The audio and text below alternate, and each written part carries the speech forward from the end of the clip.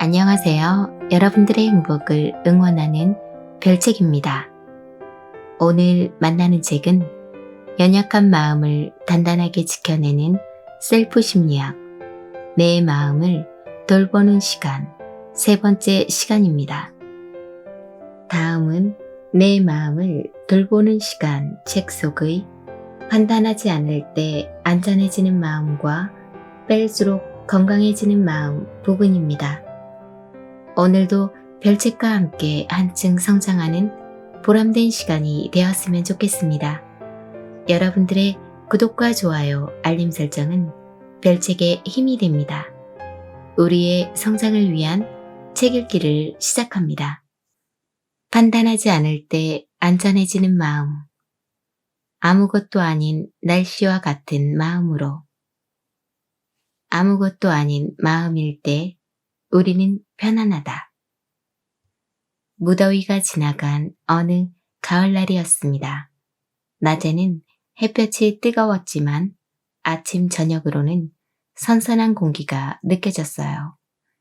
그맘때쯤이면 느낄 수 있는 춥지도 덥지도 않은 날씨가 반가웠죠. 그래서 함께 있던 남편과 아무것도 아닌 날씨라고 이름도 붙였습니다. 무더위가 지난 뒤 또는 한겨울 맹추위가 지난 뒤 봄, 가을에 아주 잠깐 느낄 수 있는 아무것도 아닌 날씨가 저는 참 좋습니다. 우리가 아무것도 아닌 날씨를 편안하게 느끼는 것처럼 마음도 그렇습니다. 춥지도 덥지도 않은 마음을 우리는 가장 편안하게 느낍니다. 왜냐하면 그게 우리 마음의 본래 상태거든요. 때로 우리는 행복을 마치 엄청난 기쁨이나 희열로 착각합니다. 쾌락의 의미로 생각하기도 하고요. 행복해져야 한다고 생각하고 그러기 위해서 자꾸 무언가를 하려고 하죠. 성취를 하거나 사람을 만나거나 물건을 사거나 맛있는 걸 먹거나 담배와 술을 하기도 합니다. 모두 기분 좋아지려고 하는 행위들이죠. 하지만 거기서 얻는 즐거움은 유지되지 않는다는 특성이 있습니다. 왜냐하면 그것이 본래의 마음 상태는 아니거든요. 행복은 무언가 성취해서 얻어내는 거라기보다는 원래 내 마음을 되찾는 것입니다. 마음의 본래 그 상태로도 행복할 수 있습니다. 고요함, 차분함, 평화로움, 그 어떤 것도 좋습니다. 마음속에서 어떤 동요도 일어나지 않을 때 그 상태를 살펴보면 아주 맑아요. 그때 마음은 맑고 청명한 물 같은 상태입니다. 아무 오염도 되지 않았으니 깨끗하고 투명해요. 비어있는 공의 상태죠. 하지만 보통 우리의 마음속은 어떤가요? 무척 번잡합니다. 크리스마스 이브날의 명동 거리처럼 무언가로 가득합니다. 일관되지 않은 생각들이 마구 얽혀 있습니다. 그리고 매우 바쁘죠. 이 생각에서 저 생각으로 옮겨 다니고 모든 것에 연연하느라 바쁩니다. 그런 우리가 마음을 차분하게 하기 위해 할 일은 결국 마음을 본래 상태로 되돌리는 것뿐입니다. 아무것도 아닌 날씨처럼 아무것도 아닌 마음을 되찾아 평안함을 느끼는 거죠. 아무것도 아닌 마음을 갖기 위해, 즉 고요한 마음을 위해 기억하면 좋을 비유가 있습니다. 제가 늘 떠올리는 방법이기도 하고 주위 사람들에게 알려주거나 불안을 주제로 한 강연에서 말씀드리면 꽤 이해가 잘 된다고 하시더라고요. 그중 하나를 먼저 소개할게요. 버스에 올라타지 않고 멀어지는 모습 보기. 생각은 한번 쫓아가기 시작하면 계속 가지를 뻗어간다는 특징이 있습니다. 자려고 누웠는데 생각이 꼬리를 물어 한참 동안 잠들지 못한 경험이 있나요? 그건 생각의 버스에 올라탔기 때문입니다. 하나의 생각 조각을 버스라고 생각해 보세요. 나도 모르게 그 버스에 올라타 버린 겁니다. 나는 버스 운전기사가 아니라 승객이기 때문에 그 버스가 가는 노선대로 계속 따라가게 됩니다. 버스에서 내리기 전까지는요. 불교에 무아라는 말이 있죠. 자아는 없다는 뜻입니다. 말도 안 된다고 생각하시나요? 나는 여기 있는데 왜 내가 없냐고요? 그런데 내가 정말 내 것이라면 왜 내 마음은 내 뜻대로 되지 않는 걸까요? 진실 여부를 떠나 신기하게도 내 것이라는 데에 집착할수록 마음을 다루기 어렵습니다. 내 마음은 나로 동일시할수록 마음은 더 괴롭습니다. 반대로 내 마음에 거리를 두고 객관적으로 살필 수 있을 때 다루기가 훨씬 수월해집니다. 이게 바로 마음 챙김과 명상의 원리이기도 하고요. 제 마음을 제 것인 듯 보는 게 아니라 남의 마음 보듯이 취급하는 겁니다. 타자화하는 거죠. 그러면 객관적으로 볼 수 있어요. 마음에 이름을 붙여도 좋습니다. 저는 제 마음에 감자라는 이름을 붙였습니다. 화가 치밀어 오른다가 아니라 감자가 화가 치밀어 올랐구나. 우울하다가 아니라 감자가 우울하구나로 바꾸어 말합니다. 주어가 나가 아니라 감자이기 때문에 화가 난 것은 내가 아니라 감자가 되었습니다. 그럼 그 감정도 좀 더 거리를 두게 되죠. 빠져나오기도 더 쉬워지고요. 자, 이제 버스의 비유가 이해되나요? 내 마음에서 일어나는 감정과 생각을 버스 한 대 한 대를 보듯이 보는 겁니다. 버스는 내 뜻과 상관없이 도로 위에서 자기 갈 길을 가고 있잖아요. 어떤 생각이 떠오를 때 우리는 지나가는 버스를 잠깐 본 것뿐입니다. 굳이 올라탈 필요가 없어요. 번호만 확인하세요. 272번 버스네. 난 저 버스에 올라타고 싶지 않아.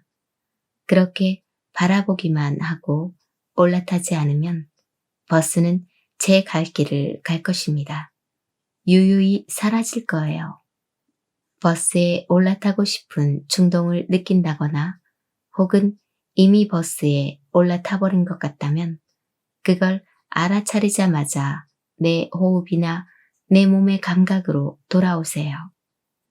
생각을 끊는 가장 쉬운 방법은 다른 곳으로 주의를 돌리는 것입니다. 우리는 생각과 감각에 동시에 집중할 수 없어요.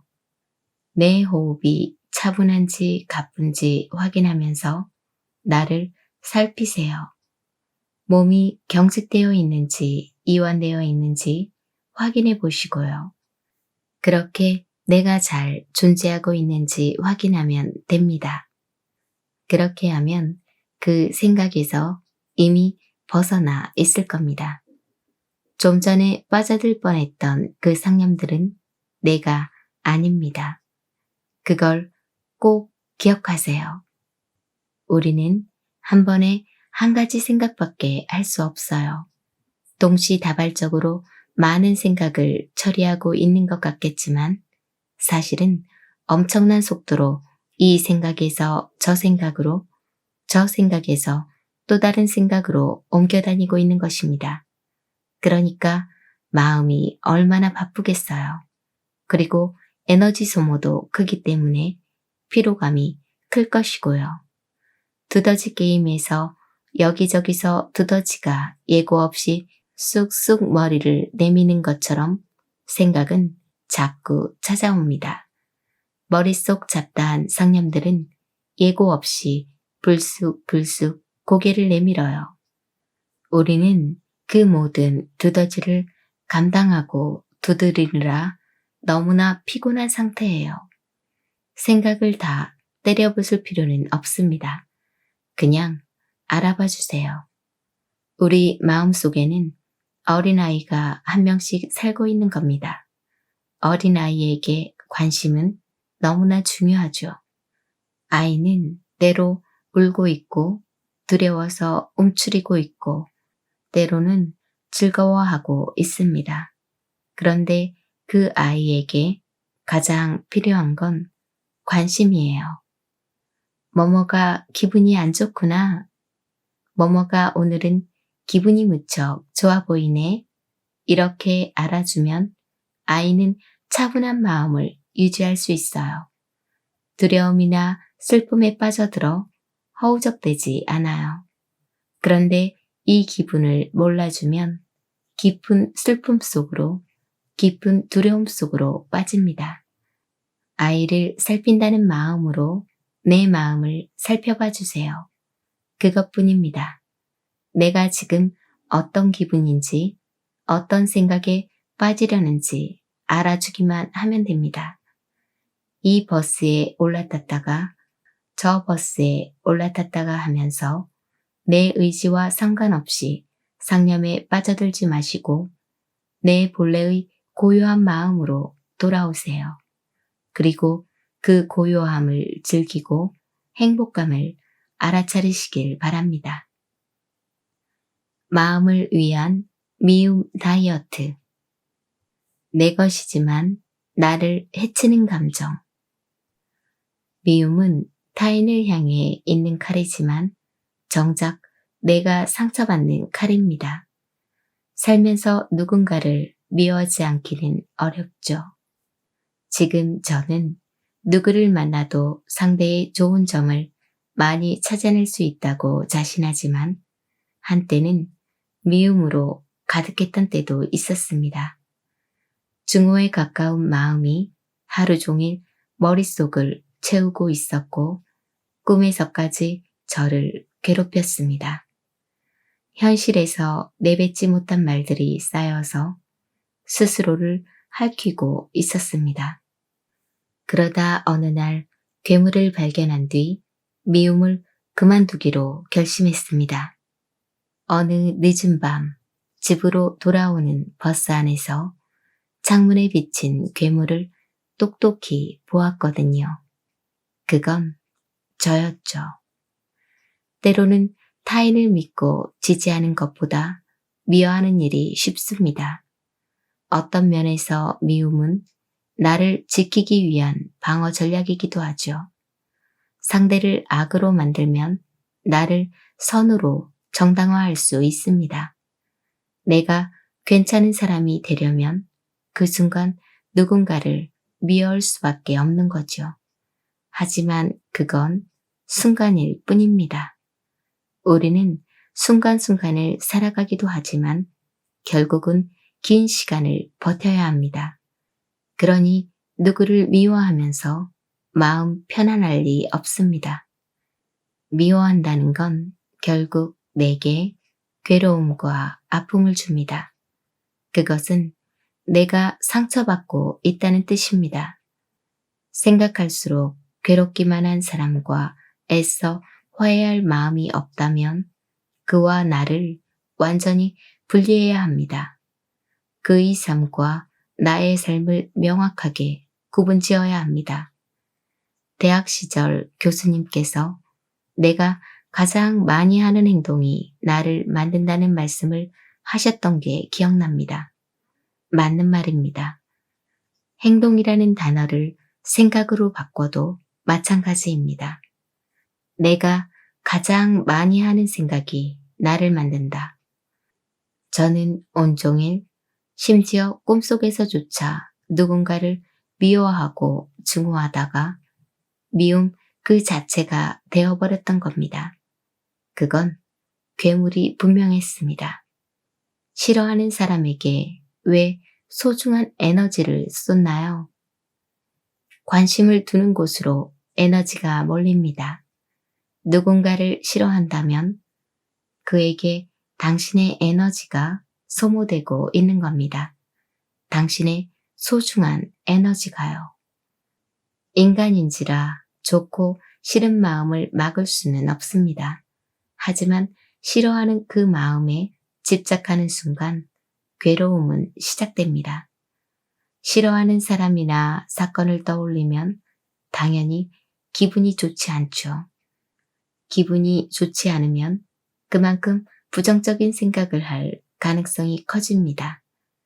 부정적인 감정이 들 때 머릿속으로 부정적인 사건이나 기억을 더 많이 떠올리는 현상을 심리학에서는 기분유도 편향이라고 합니다.